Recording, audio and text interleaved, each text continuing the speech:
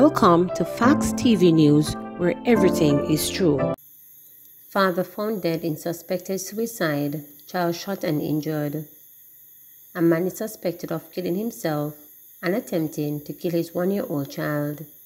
Cleon Blackwood, 45, from Bannister District, Old Harbour, St. Catherine, was found dead and his one-year-old daughter found beside him in bushes in the area on Thursday morning.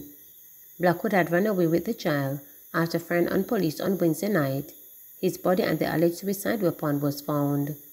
Police said Blackwood's child's mother made a report against him about 9 p.m. Wednesday night. The police went to Blackwood's home in a marked service vehicle, but upon approaching the house, the lawmen saw Blackwood outside holding his daughter. Blackwood fired on the police and fled into bushes with the child. The police remained in the area until daybreak and commenced a search about 6:30 a.m. when Blackwood's lifeless body was found with a single gunshot wound to the left side of his chest, and his one-year-old child was found with an entrance and exit wound in her abdomen. She was assisted to the Spanish Town Hospital, where she was treated and then transferred to the Bustamante Children's Hospital, where she remains in a stable condition. A Taurus 9mm pistol with a magazine containing 14 9mm rounds with a round stocked in the breech was found close to Blackwood's body. It is alleged that Blackwood is a licensed firearm holder, but that has not yet been verified. Cop arrested after woman robbed at Mecca Mart being investigated for other crimes. A police corporal has been arrested following a robbery at the Mecca Mart Wholesale Club in St. Andrew on Wednesday. The policeman has been charged with illegal possession of firearm and ammunition after he and another man were intercepted in a car in downtown Kingston. Superintendent Beresford Williams, head of the Kingston Central Police Division, confirmed that a member of the Jamaica Constable Force was arrested and charged, but declined to give details. He is being investigated for several robberies in St. Andrew Central Division, Superintendent Williams told reporters. It is understood that a woman was robbed at gunpoint of her handbag at the St. Andrew supermarket. Police using Jamaica Eye tracked the robber's vehicle to downtown Kingston, where it was intercepted. The policeman and the other man were accosted in the car, and during a search of the vehicle, an illegal firearm was found. The policeman was subsequently arrested and charged. Soldier charged with stealing phones. A member of the Jamaica Defense Force JDF was dragged to court on Tuesday, charged with stealing cellular phones from 2 other soldiers. The man, Private Safari Williams, was charged with the offense of simple larceny, to which he pleaded guilty. Charged with Williams, another soldier, Apple Wayne Taylor, pleaded not guilty to 2 counts of simple larceny, 2 counts of conspiracy to steal, and 1 count of receiving stolen property. But on the other count of receiving stolen property, Taylor pleaded guilty. It was alleged that on August 3rd, sometime after 10 p.m., the complainants plugged their phones into outlets inside their dormitory situated at Upper Camps in St. Andrew and went to sleep. Both were awoken by fellow soldiers who were complaining that their cell phones, cash and other items were missing. After checking, it was reported that the complainants found their cellular phones also missing from their phone chargers, which were still plugged into the electrical outlet. A white Apple iPhone X cell phone and a Samsung Galaxy A12 cell phone, both valued at $40,000, were missing. The theft was reported to the police. On Thursday, August 11, a joint police-military team located the Samsung A12 phone at a location in Halfway Tree, St. Andrew. The phone was traced to a phone shop in the area. It was revealed in court that after the police arrival at the shop, both Taylor and Williams were seen and accosted. Taylor was found to be using the SIM card from the Samsung in his personal phone, and Williams was searched by the police, and the iPhone was found in his possession. Both men were later questioned, arrested, and charged. A social inquiry and fingerprint order was made for both men. They are to return to court on November 7. Mechanic charged for assault, robbery of St. James Cabby.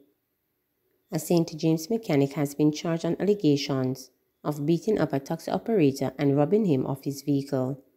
Kirk Lewis, 21, of Garden Crescent in Granville, was charged on Tuesday with robbery with aggravation, unlawful wounding, and illegal possession of firearm after turning himself into the police on that day. The alleged incident happened along the Tucker Main Road in St. James, on Thursday, July 7. Reports from the Montego Bay police are that Lewis and another man boarded a taxi and held the driver at gunpoint demanding the key. The driver reportedly refused and was hit several times with the firearm. The assailants allegedly managed to retrieve the key and made off with the vehicle. The matter was reported to the police and an investigation was launched. On Tuesday, September 6, Lewis turned himself into the police and was later charged. Bail extended for dancehall entertainer Skeng. Dancehall entertainer Skeng had his bail extended when he appeared in the Kingston and St. Andrew Parish Court yesterday morning. He is scheduled to return to court on November 7. The 21-year-old, whose given name is Kevin Douglas, is charged with disorderly behavior and resisting arrest following an argument with a member of port security at the Norman Manley International Airport in May. His co-accused Cara Wilson and Shaquille Kelly also had their bails extended. When the matter was called up, their attorney Christopher Towson requested a further mentioned date, citing that part of the footage from the airport was not disclosed. The court was told that the file is still incomplete. St. Andrew South curfew extended to Friday. The curfew which was imposed in Whitfield Town in St. Andrew South Division on Monday has been extended to another 48 hours. The updated curfew began at 6 p.m. on Wednesday and will remain in effect until 6 p.m. on Friday, September 9. The boundaries of the curfew are north along Berwick Road from Walton Park Road to Maxfield Avenue, east along Maxfield Avenue from Berwick Road to Alexander Road, south along Alexander Road from Maxfield Avenue to Walton Park Road, west along Walton Park Road from Alexander Road to Berwick Road. Individuals are reminded that during the hours of the curfew, all persons within the boundaries are required to remain within their premises unless otherwise authorized in writing by the ground commander.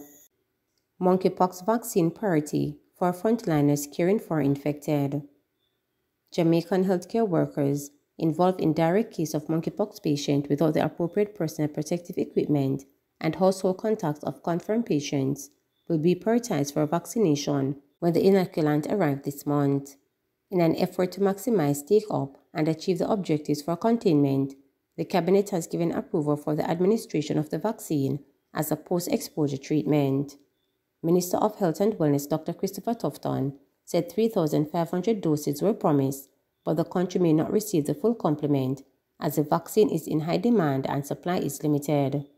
Once we have received more doses of the vaccine, the prioritization method will be refined and the public will be advised. We have been advised by PAHO that it is not anticipated that the additional doses will be made available to Jamaica before 2023, Tufton said. Addressing lawmakers in the House of Representatives on Tuesday, the minister said Jamaica has recorded 2 more cases of monkeypox in the last 24 hours, bringing the total number of infections to 9.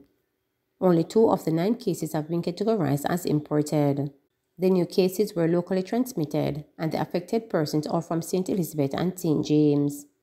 45 Jamaicans have been quarantined since the first case was confirmed, and contact tracing is ongoing. Given that cases are locally transmitted, there is a high probability that more cases are within the population that are not detected by public health and may cause further spread, Tufton stated. There are risks, particularly because of the unknown, which is how the virus is spreading particularly within the population, stigma associated with the virus, and the possibility of the virus penetrating its particular vulnerable population, including the school population. Tufton said the ministry developed a management plan in July aimed at containing and eliminating monkeypox, providing public education and social marketing strategies to optimize behavior change and increase the use of infection, prevention and control measures. Further, he said the ministry will also be working on managing stigma and discrimination that may be associated with the disease. Tufton said the ministry has revised and circulated new infection prevention and control measures to protect those employed within health facilities. One aspect of these new procedures is the creation of appropriate isolation spaces to ensure the protection of all within the health facilities. These spaces are separated from those provided for COVID-19 patients. Plans are now being finalized for all health facilities where necessary to be retrofitted to meet the requirements for the revised procedures, he said. The health minister said the government is mindful of the impact that COVID-19 has had on the education system and the threat posed by monkeypox if its spread is not contained. One dead following vehicular crash in St. Catherine. A man has died following a motor vehicle accident yesterday morning on the Monkeypox main road in St. Catherine. His identity is not yet known. The incident occurred sometime between 8 and 9 a.m. Following the accident, there was a build-up of traffic in the area. According to the Jamaica Constabulary Force Corporate Communications Unit (CCU), the police have completed processing the scene.